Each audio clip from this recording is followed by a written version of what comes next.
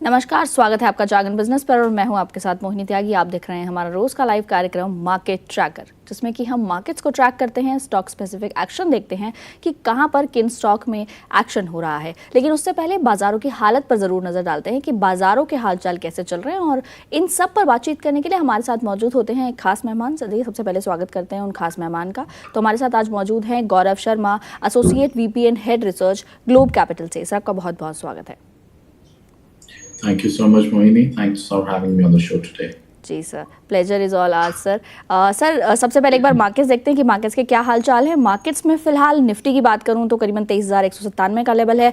जो शुरुआत हुई थी वो 23,104 पर हुई थी, लेकिन अभी जो लेवल है एक बार 23,200 के ऊपर भी निफ्टी ने कामकाज करना शुरू किया था। अभी निफ्टी बैंक की बात करूँ तो उसमें हल्की तेज़ी, बिल्कुल हल्का सा हरा निशान ज़रूर नज़र आ रहा है। शुरुआत 54,769 के आसपास हुई थी और अब 55,222 के आसपास कामकाज कर रहा है।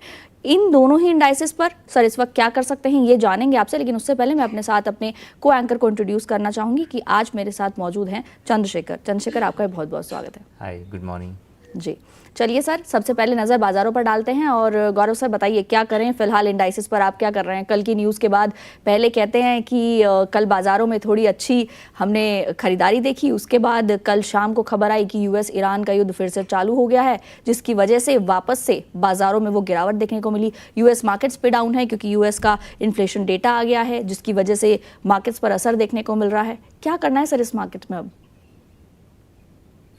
मोहिनी, बहुत ही ज़्यादा हमें कॉशियस अप्रोच लेके चलना है till the point it is finally over and inked. हम इस पे विश्वास नहीं कर सकते जिस तरीके की बातचीत आ रही है। पिछले युद्ध के चलते 3 महीने हो गए लगभग, और इस साल में अगर हम पूरी बात देखें तो यूएस की तरफ से, specially US president Donald Trump की तरफ से जो बयान आए हैं, may be related to trade deal, war etcetera, वो रिलायबल नहीं रहे हैं। सस्टेनेबल तो दूर की बात है, सुबह कुछ और शाम को कुछ और। उसके चलते बाजारों में अपने इन्वेस्टमेंट डिसीजन नहीं दिए जाते। देयरफॉर हमारी स्ट्रैटेजी यही है, we are very selective, we are having a reasonable cost cash component in our portfolios. That is what we are suggesting to our clients. Limited position रख रहे हैं, बहुत सेक्टर और स्टॉक स्पेसिफिक अप्रोच रख रहे हैं।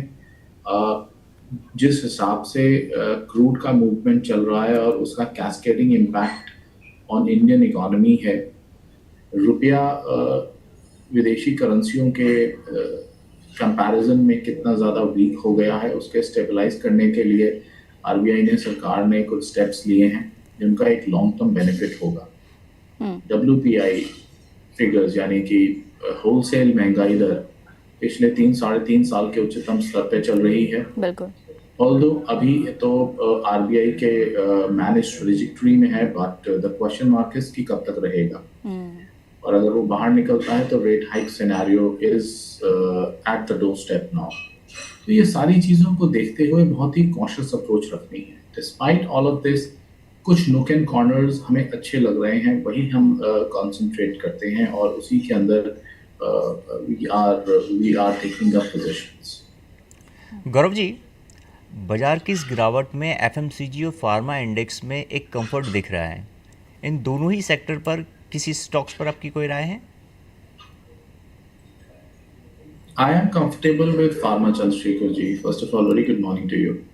मैं फार्मा पे कंफर्टेबल हूँ, बट जैसे आपने एफएमसीजी की चर्चा की, मैं एफएमसीजी में कंफर्ट नहीं देख रहा हूँ, बिकॉज एल नीनो इफेक्ट यहाँ पे हमारे सामने आ रहा है, जो मेरे डिपार्टमेंट से अपडेट है। महंगाई दर बढ़ेगी सीधे के सीधे खाद्य पदार्थों पे, और जो रॉ मटेरियल यूज होता है एफएमसीजी कंपनीज पे वो महंगा हो जाएगा। सीधा सीधा इम्पैक्ट मार्जिन्स पे पड़ेगा। Generally FMCG companies price and demand inelastic रहती हैं। साबुन, शैम्पू, तेल जनरली लोग 2-5 रुपए की बढ़त पे अपना डिमांड सप्लाई को ऑल्टर नहीं करते हैं, ना ही शिफ्ट ओवर इतना जल्दी करते हैं। बट कंपनी के मार्जिन्स ज़रूर इम्पैक्ट होंगे। कंपनी कितना तेज़ी से और कितने इफेक्टिवली उसे पास ऑन कर पाते हैं to the end users, again that will be a question mark, और वो भविष्य में देखने को मिलेगा। देयरफॉर एफएमसीजी हमारे रडार पे अभी नहीं है। पिछले कुछ समय से ये एक अंडर परफॉर्मिंग स्पेस रहा है और अभी भी मुझे कुछ खासी अपॉर्चुनिटीज नहीं नजर आती। सिंस हम डिस्कस कर ही रहे हैं तो एफएमसीजी में एक शेयर जो हमें अच्छा लगता है दैट इज टाटा कंज्यूमर। उस स्टॉक के साथ हमें थोड़ा खासा कंफर्ट नजर आता है with in the entire pack. Now coming on to the pharma space, pharma के अंदर बहुत अच्छी अपॉर्चुनिटीज हैं because pharma is an export oriented segment और फार्मा एक ऐसा सेगमेंट भी है जिसे ट्रेड डील में कहीं ना कहीं बेनिफिट और रियायत भी मिलेगी यूएस के साथ।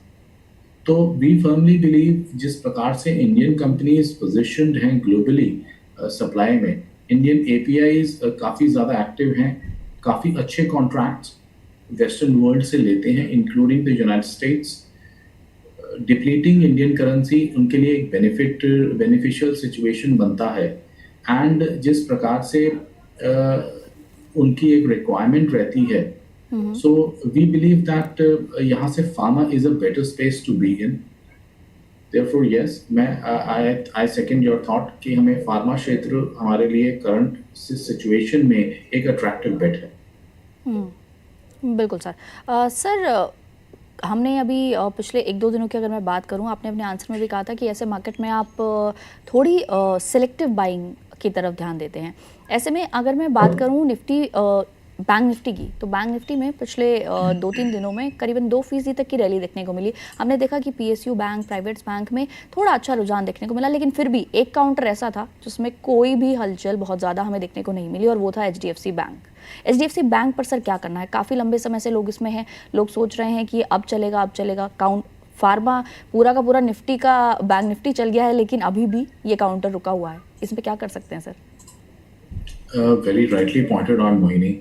बैंकिंग पैक एक तरफ और एचडीएफसी बैंक की परफॉर्मेंस एक तरफ। Largest by mcap, largest contributor Reliance और एचडीएफसी बैंक ही हैं निफ्टी के। उसमें से unfortunately both of them are under performing at the moment. HDFC bank की हम स्पेसिफिकली बात कर रहे हैं। अभी एक जो सिचुएशन सामने आई है उनके एग्जीक्यूटिव डायरेक्टर के रेजिग्नेशन से, जो एक पेसिमिज्म जो चल के आया है, question mark with in the minds of investors. मैं रिटेल नहीं, मैं लार्ज इन्वेस्टर्स की बात कर रहा हूँ। बिकॉज जब भी किसी नया पैसा कभी संशय में डिप्लॉय नहीं होता, whenever there is a question mark money will run away. तो ये गोल्डन रूल है फाइनेंशियल मार्केट्स का, फॉलोड अक्रॉस द ग्लोब। तो कहीं ना कहीं उसका एक इम्पैक्ट देखने को मिल रहा है। अकाउंटिंग के अंदर जो अकाउंटिंग मिसमैच है वो है तो केवल 45 करोड़ का, which is a negligible minuscule figure for a bank of the size of HDFC bank. But कहीं ना कहीं वो कंसर्न्स और एक अलार्मिंग सिचुएशन बनाता है।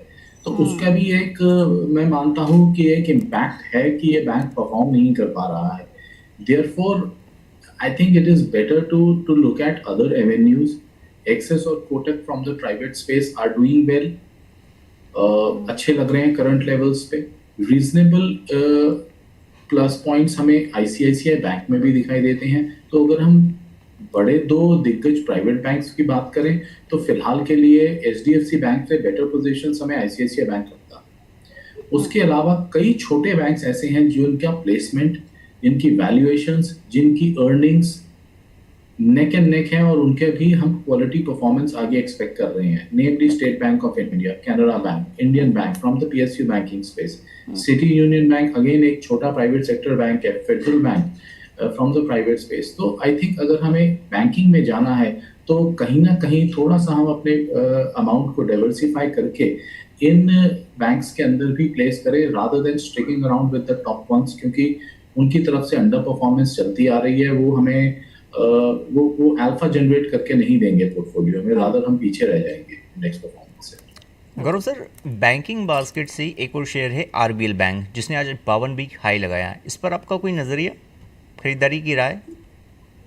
बिल्कुल, आरबीएल बैंक भी प्राइवेट सेगमेंट में से उन बैंकों में से उस सूची में रहेगा जो कि जिनकी वैल्यूएशंस ठीक है। प्राइस टू बुक वैल्यू देखें तो 1.5 का बुक वैल्यू है, 27 के प्राइस टू अर्निंग पे करंटली कंपनी ट्रेड कर रही है। Nothing meaningful negatives on the financial front also, but growth एक concerning element जरूर है।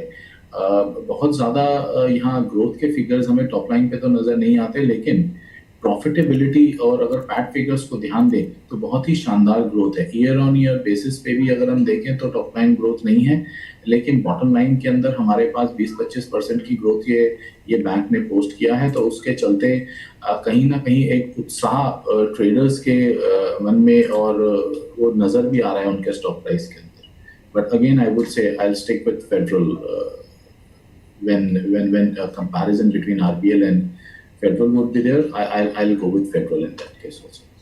बिल्कुल सर. सर एक और काउंटर देखेंगे टीसीएस को. टीसीएस की अभी एक खबर आ रही है कि TCS and Anthropic launch global premier partnership to drive enterprise AI scaling, यानी कि एआई स्केलिंग के लिए पार्टनरशिप को लॉन्च किया गया है ग्लोबली. और टीसीएस में वैसे तो काउंटर डाउन है, लेकिन इस खबर के बाद ये खबर करीबन 10:30-10:25 के आसपास आई है. उसके बाद से ही काउंटर में एक हल्का अप मूव देखने को ज़रूर मिल रहा है. क्या कर सकते हैं सर इस काउंटर में? मैं अवॉइड करने की सलाह दूंगा. The Indian IT companies are left with no choice. ये लार्जर प्लेयर्स के साथ कोलैबोरेट करना ही पड़ेगा.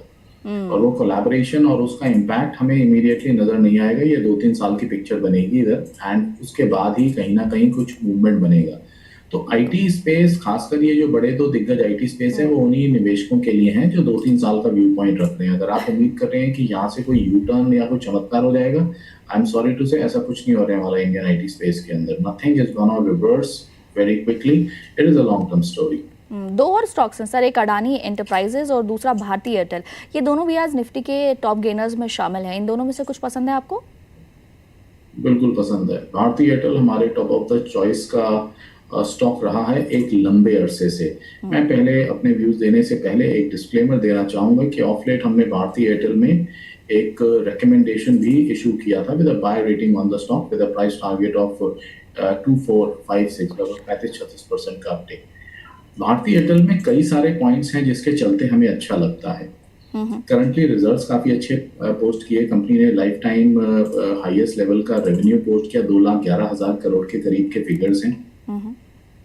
उसके साथ ही साथ में कंपनी का ज्यादातर आई थिंक निवेशकों को शायद इसका संज्ञान नहीं होगा दैट कंपनी भारती एयरटेल का केवल 52% रेवेन्यू इंडिया मोबिलिटी का इंडिया बिजनेस से आता है, और 27-28% अफ्रीका कंट्रीब्यूट करता है.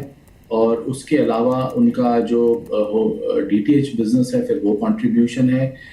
इंडस टावर बिजनेस लगभग 2.6% है. तो what I am trying to say is यहाँ से ये clearly a well diversified business lineup है. देयरफॉर हमें इसमें काफी कंफर्ट मिलता है even at the current stressed situations, because कहीं ना कहीं अगर हम इंडिया जैसे बड़ी कंट्री को देखते हैं, उसके अंदर अगर हम मोबिलिटी की बात करते हैं तो ओवरऑल मेजरली चलते हुए 2 ही प्लेयर्स हैं, that is Bharti Airtel and Jio. उसके अंदर अगर क्लियर कट लिस्टेड एंटिटी की बात करें तो भारती एयरटेल आता है. Vodafone Idea is struggling at the moment. Of late कुछ कुमार मंगलम बिरला के वापसी आने से, कैपेक्स को मंजूरी मिलने से इसके अंदर कुछ तेजी जरूर बनी है. एजीआर ड्यूज पे भी थोड़ी रियायत मिली है, उससे भी ऑप्टिमिज्म है. लेकिन वो कब तक चलेगा, कितना चलेगा, that is a question mark. Therefore अगर हमें प्ले करना है for the India telecom story, I think we are left with one choice which is a brighter one indeed. 257 का ARPU लेवल है इस कंपनी का, which is highest among the sector, और वो हर क्वार्टर में निरंतर ग्रोथ बढ़ती चली जा रही है. So we are very much optimistic on the company. Gaurav sir, हमारी दर्शकों की ओर से सवाल आया है, ये TT के प्रेस्टीज और फिजिक्स वाला पर आपकी राय जानना चाहते हैं.